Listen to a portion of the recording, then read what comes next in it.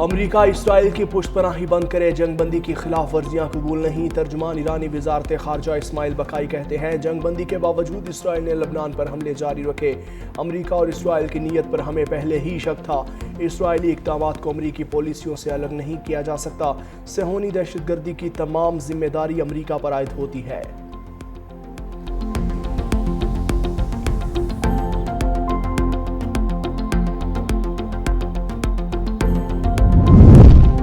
دوبارہ جنگ چھڑ گئی، ایران اور اسرائیل کے ایک دوسرے پر حملے۔ ایران نے اسرائیل پر میزائلوں کی بارش کر دی، کئی علاقوں میں آگ بھڑک اٹھی، سائرن بج گئے، لوگ پناہ گاہوں میں چھپنے پر مجبور۔ پاسداران انقلاب نے اسرائیلی فوجی اہداف کو بیلسٹک میزائلوں سے نشانہ بنایا۔ اسرائیلی فوج کا تمام میزائل روکنے اور ایران پر حملوں کا دعویٰ۔ تہران، تبریز اور اصفہان میں دھماکوں کی آوازیں، کرج کے قریب بھی دھماکے کی اطلاعات۔ امریکی صدر کا ایران اور اسرائیل کے درمیان کشیدگی ختم کرنے کا مطالبہ۔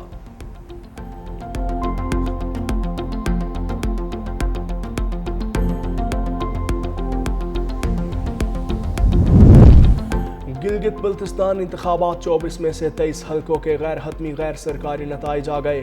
عوام نے فیصلہ پیپلز پارٹی کے حق میں دیا۔ 10 حلقوں میں تیروں کی برسات۔ پیپلز پارٹی گلگت بلتستان کی سب سے بڑی سیاسی جماعت بن گئی۔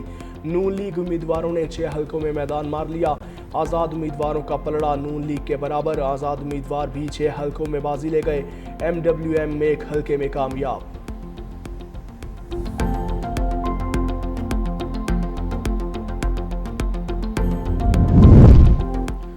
راولاکوٹ میں کالعدم ایکشن کمیٹی کے شرپسند عناصر کی فائرنگ، 4 قانون نافذ کرنے والے اہلکار شہید۔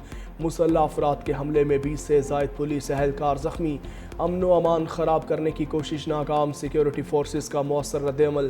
قانون نافذ کرنے والے اداروں پر حملہ، ریاستی ریٹ کو چیلنج کرنے کی مذمت۔ شہید اہلکاروں کو خراج عقیدت، زخمیوں کو فوری طبی امداد فراہم۔ آزاد کشمیر پولیس کا عوامی امن اور ریاستی ریٹ کے تحفظ کے عزم کا اعادہ۔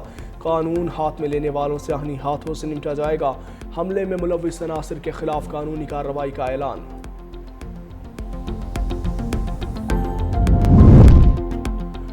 بے نظیر انکم سپورٹ پروگرام کے اخراجات 1% سے بھی کم ہیں۔ چیئرمین بے نظیر انکم سپورٹ پروگرام روبینہ خالد کی پریس کانفرنس۔ کہتی ہیں پورے ملک میں بے نظیر انکم سپورٹ کی رجسٹریشن ہوئی ہے، خیبر ضلع بھی اس میں آتا ہے۔ جرمن ایمبیسڈر نے مزید 7 وینز دی ہیں جو فاٹا اور بالائی علاقوں میں گئیں۔ بے نظیر انکم سپورٹ پروگرام واحد پروگرام ہے جس میں IMF نے بھی کوئی کٹوتی نہیں کی۔ اس پروگرام کو بند کرنے کی باتیں کرنے والے غلط کر رہے ہیں۔ ایران اسرائیل جنگ کے شعلے پھر بھڑک اٹھے۔ ایران اور اسرائیل نے ایک دوسرے پر میزائلوں کی بارش کر دی۔ ایران کے اسرائیل پر میزائل حملے، کئی علاقوں میں آگ بھڑک اٹھی، سائرن بج گئے، لوگ پناہ گاہوں میں چھپ گئے۔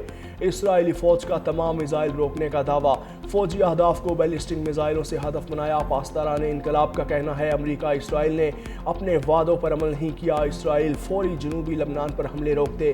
امریکی صدر کی اپیل کے باوجود اسرائیل کا ایران پر جوابی حملہ، تہران، تبریز اور اصفہان دھماکوں سے گونج اٹھے، کرج کے قریب بھی دھماکے کی اطلاعات۔ اسرائیلی فوج کا کہنا ہے مغربی اور وسطی ایران میں فوجی اہداف کو نشانہ بنایا، کارروائی ایرانی حملوں کے جواب میں کی گئی۔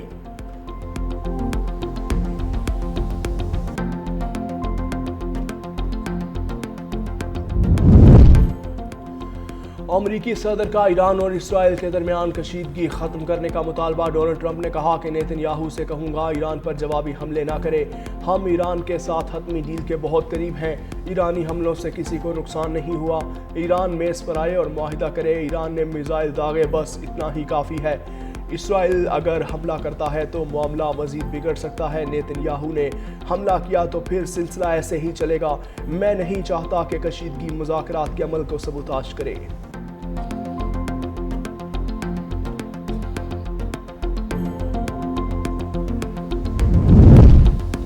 راولاکوٹ میں کالعدم ایکشن کمیٹی کے شرپسند عناصر کی فائرنگ، 4 قانون نافذ کرنے والے اہلکار شہید۔ مسلح افراد کے حملے میں 20 سے زائد پولیس اہلکار زخمی۔ امن و امان خراب کرنے کی کوشش ناکام، سیکیورٹی فورسز کا مؤثر رد عمل۔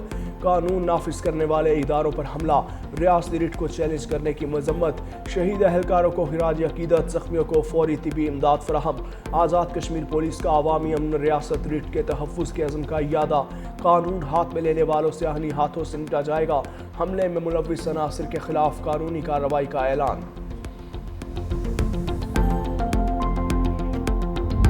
چیئرمین پیپلز پارٹی بلاول بھٹو زرداری آزاد جموں کشمیر کی موجودہ صورتحال پر ناخوش۔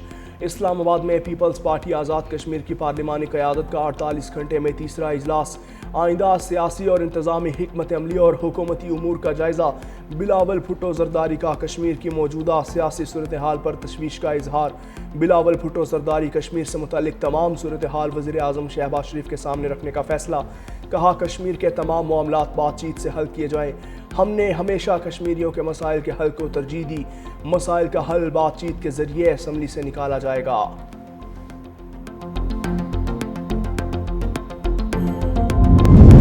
حکومت اور پیپلز پارٹی کے درمیان اختلافات برقرار۔ اسلام آباد میں قومی اقتصادی کونسل کا آج ہونے والا اجلاس ملتوی۔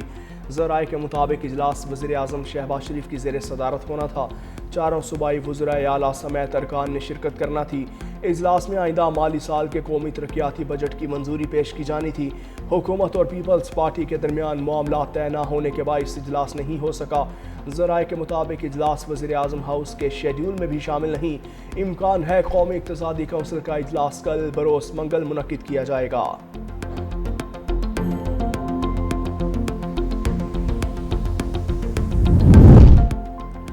بجٹ سے متعلق تحفظات پر پیپلز پارٹی اور حکومت میں مسلسل رابطے۔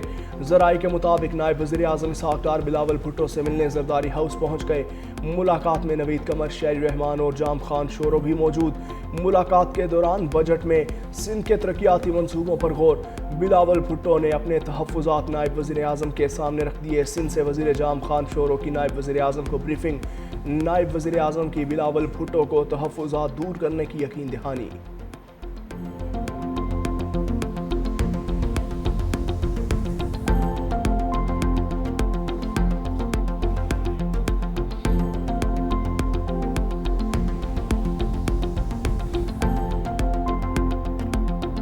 بھارتی جن زی کی تحریک نے بی جے پی کے زیر اثر گودی میڈیا کا گمراہ کن کردار بے نقاب کر دیا۔ کوکروچ جنتا پارٹی کے نوجوانوں نے گودی میڈیا کو دلال اور چور قرار دیا۔ کہا دنیا میں بھارت جیسا جانبدار میڈیا کہیں نہیں۔ میڈیا صرف مودی کی تشہیر اور حکومتی ناکامیوں پر پردہ ڈالنے میں مصروف۔ نوجوانوں کا کہنا تھا کہ گودی میڈیا عوامی مسائل سے لا تعلق اور حکومتی سرپرستی میں چلنے والا پروپیگنڈا نیٹ ورک بن چکا۔ پارٹی رہنما ابھیجیت تپکے کا گودی میڈیا کے پروگرامز میں شرکت نہ کرنے کا اعلان۔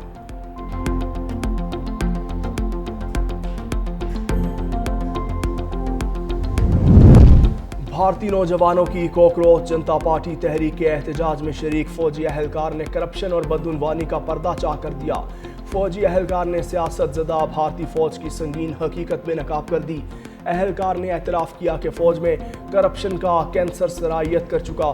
مودی حکومت نے سیاسی مقاصد کے لیے فوج کو اعلی کار بنا رکھا ہے۔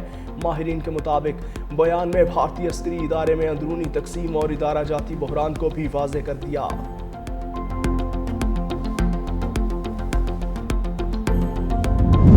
ایران اور اسرائیل کے درمیان کشیدگی کے اثرات پاکستان سٹاک مارکیٹ پر پڑنے لگے۔ کراچی میں پاکستان سٹاک ایکسچینج میں کاروبار کے آغاز سے ہی منفی رجحان۔ 100 انڈیکس میں 1118 پوائنٹس کی کمی ریکارڈ۔ انڈیکس 1,69,360 پوائنٹس کی سطح پر ٹریڈ کرنے لگا۔